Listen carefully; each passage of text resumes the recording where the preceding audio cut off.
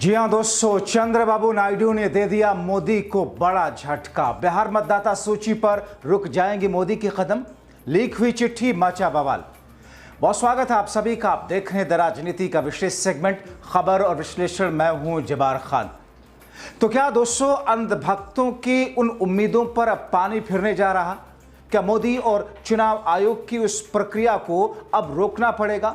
क्या supreme court के फैसले से पहले चंद्रबाबू नायडू ने जो चिट्ठी लिखी और जिस तरीके से गंभीर सवाल खड़ा करके मोदी सरकार को झटका दिया, क्या उससे मोदी सरकार और चुनाव आयोग बैकफुट पर आने जा रही है? विस्तार से आपको बताएंगे दोस्तों, अंत तक इस वीडियो को जरूर देखें।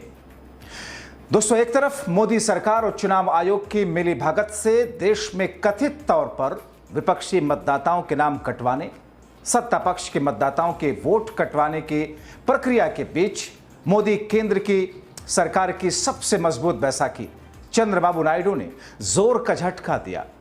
अब मोदी सरकार को समझ नहीं आ रहा कि करे तो क्या करे, क्योंकि चंद्रबाबू नायडू ने बिहार मतदाता पुनरीक्षण प्रक्रिया पर उसी लाइन को आगे बढ़ाया जिससे राहुल और विपक्षी नेता लेकर चल रहे थे। चंद्रबाबू नायडू ने एक चिट्ठी के जरिए मोदी शाह की सरकार को हिला दिया। साथ ही चुनाव आयोग बैकफुट पर जाता दिख रहा है। दोस्तों, मोदी सरकार की सबसे मजबूत बैसाखी और चंद्रबाबू नायडू की पार्टी टीडीपी ने बिहार में मतदाता सूची पर विशेष गहन पुनरीक्षण यानी कि एसआईआर पर ऐसे गंभीर सवाल खड़े किए जिससे सरकार हिल गई। उन्होंने जो चिट्ठी लिखी उसकी चर्चा विपक्ष कर रहा है।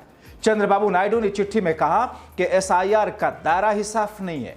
नागरिकता से इसे क्यों जोड़ा जा रहा है? नागरिकता से इसे नहीं जोड़ना चाहिए। यह प्रक्रिया लोगों के लिए इस समय ठीक नहीं है।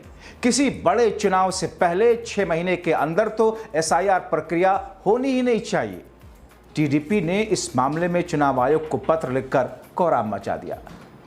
तो ऐसे में सवाल है कि क्या टीडीपी का यह कदम बीजेपी के लिए ऐसे समय पर जब वो चौतरफा घिरी है? चंद्रबाबू नायडू ने ऐसा कदम क्यों उठाया? आखिर पर्दे के पीछे क्या चल रहा है? क्या सब कुछ एनडीए में ठीक नहीं है? और क्या नायडू का एक कदम गठबंधन में दरार की वजह तो नहीं बनेगा? और क्या अब चुनाव आयोग पर दबाव बढ़ने जा रहा है? इन सवालों के जवाब से पहले यह जान लें कि आखिर टीडीपी ने मुख्य चुनाव आयुक्त को पत्र में और क्या क्या कहा। दरअसल इसकी शुरुआत बिहार में एसआईआर से हुई। बिहार में एसआईआर की प्रक्रिया को लेकर पहले से ही विवाद है। आरजेडी, कांग्रेस जैसे विपक्षी दलों ने इसे नागरिकता की जांच जैसा बताकर इसका विरोध किया।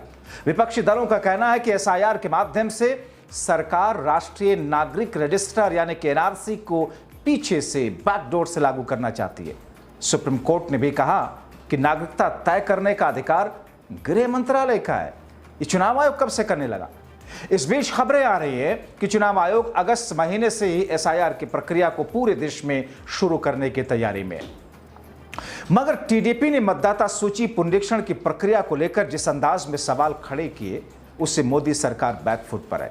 टीडीपी का यह कहना कि यह प्रक्रिया नागरिकता के मुद्दे से जोड़े बिना केवल मतदाता सूची को अपडेट करने तक सीमित रखे जाए, मोदी सरकार के लिए एक बड़ा झटका है। आंध्र प्रदेश के मुख्यमंत्री और केंद्र की मोदी सरकार के सबसे मजबूत बैसाखी चंद्रबाबू नायडू ने, उनकी पार्टी टीडीपी ने मुख्य चुनाव आयुक्त जिसको लिखी चिट्ठी में कहा कि विशेष गहन पुनरीक्षण की प्रक्रिया को लेकर जनता में भ्रम की स्थिति है। कई लोग इसे नागरिकता की जांच से जोड़ रहे हैं, जो गलत धारणा बना रही है। हम मांग करते हैं कि चुनाव आयोग इस प्रक्रिया का दायरा साफ करे, ये सुनिश्चित करे कि एसआईआर केवल मतदाता सूची को ठीक करने तक सीमित रहे, न कि नागरिकता सत्यापन से जुड़े। यह आपत्ति इसलिए है क्योंकि हाल में ही चुनाव आयोग द्वारा मतदाता सूची के विशेष पुनरीक्षण की प्रक्रिया के बाद कई क्षेत्रों में इसे राष्ट्रीय नागरिक रजिस्टर यानी कि एनआरसी से जोड़ करके लोग देख रहे हैं।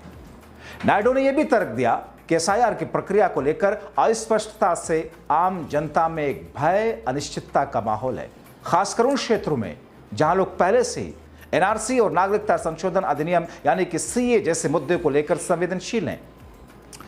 नायडू की तरफ से कहा गया कि यदि इस प्रक्रिया को ठीक ढंग से साफ नहीं किया गया तो यह अल्पसंख्यक समुदायों और सामाजिक आर्थिक रूप से कमजोर वर्गों में अविश्वास को और बढ़ाएगा और ज्यादा इससे भ्रम पैदा होगा और लोगों में चुनाव आयोग की विश्वसनीयता को लेकर के और सवाल खड़े होंगे, मोदी सरकार पर वो सवाल खड़े होंगे, जो कि इस वक्त दर्शाता है कि कहीं ना कहीं ये तूफान अब और बड़ा रूप धारण कर रहा है। टीडीपी का यह कदम कई मायनों में अहम है। पहला, टीडीपी एनडीए की दूसरी सबसे बड़ी सहयोगी पार्टी है, जिसने 2024 के लोकसभा चुनाव में 16 सीटें जीती। केंद्र में भारतीय जनता पार्टी के नेतृत्व वाली सरकार के लिए बेहद अहम है।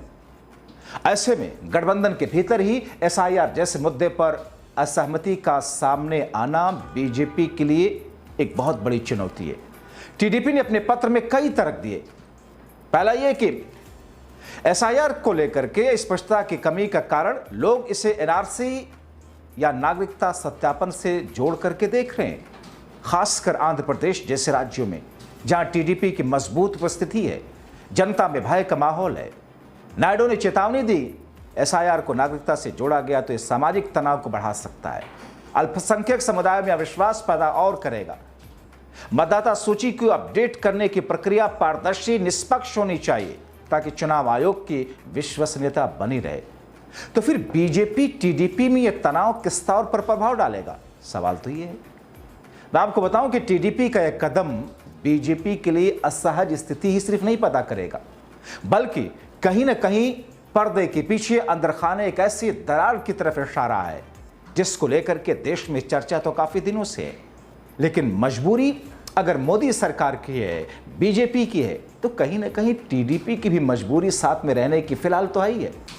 दोस्तों, ऐसी असहजता की स्थिति में बीजेपी के लिए, क्योंकि एसआईआर को लेकर पहले से ही विपक्षी दलों की ओर से जिस अंदाज में आलोचनाएं हैं, जिस तरीके से आंदोलन चल रहा है, विपक्षी दल जिस तरीके से एनआरसी का एक परोक्ष रूप से बताकर सरकार पर हमला बोल रहा है, टीडीपी का पत्र गठबंधन के भीतर मतभेद को और उजागर करता है, खासकर तब जब बीजेपी और उसके सहयोगी दल 2024 में सरकार बनाने के लिए एकजुट हुए थे। कई जानकार टीडीपी के इस रुख को आंध्र प्रदेश की स्थानीय राजनीति से भी जोड़ रहे हैं। हाल ही में आंध्र प्रदेश में विधानसभा चुनाव में शानदार जीत के बाद मुख्यमंत्री बने चंद्रबाबू नायडू अपने राज्य में सभी समुदायों के बीच संतुलन बनाए रखना चाहते हैं। आंध्र प्रदेश में अल्पसंख्यक और सामाजिक आर्थिक रूप से कमजोर वर्गों का एक बड़ा तबका, एक बड़ा वोट बैंक उनका है, और टीडीपी नहीं चाहती कि एसआईआर को लेकर के गलत संदेश उनमें जाए और उनकी सरकार, उनके खिलाफ अल्पसंख्यक समाज या फिर विपक्षी दल खड़े हों। जाहिर है, नायडू के इस कदम से चुनाव आयोग पर मोदी सरकार पर दबाव बढ़ना तय है, क्योंकि पहले से ही कई संगठनों, विपक्षी दलों ने इस पूरी प्रक्रिया के खिलाफ आंदोलन छेड़ रखा है। पूरे देश में विरोध है। अब एनडीए के एक प्रमुख सहयोगी दल की ओर से इस तरह की मांग ने स्थिति को और मुश्किल कर दिया। जानकार मानते हैं कि चुनाव आयोग पर अब न केवल प्रक्रिया के दायरे को साफ करने के लिए, बल्कि यह भी सुनिश्चित करने के लिए दबाव बढ़ेगा कि यह जनता में वाकई अविश्वास और भय का माहौल पैदा कर रहा है। टीडीपी का मुख्य चुनाव आयुक्त को लिखे गए पत्र ने न केवल एसआईआर की प्रक्रिया को लेकर सफाई की मांग की, बल्कि यह भी दिखाता है एनडीए गठबंधन के भीतर कई मुद्दों पर मतभेद हैं, जिसमें से एक मतदाता पुनरीक्षण की प्रक्रिया वाला मुद्दा है। यह कदम बीजेपी के लिए एक चुनौती है, क्योंकि टीडीपी और जनता दल यूनाइटेड जैसे सहयोगी दलों के बिना केंद्र में सरकार बनी रहना, उसको चलाना मुश्किल ही नहीं, एक तरीके से नामुमकिन होगा। यह देखना दिलचस्प होगा कि क्या यह पत्र एसआईआर की प्रक्रिया को प्रभावित करता है या गठबंधन की आंतरिक राजनीति में नए समीकरण बनाता है।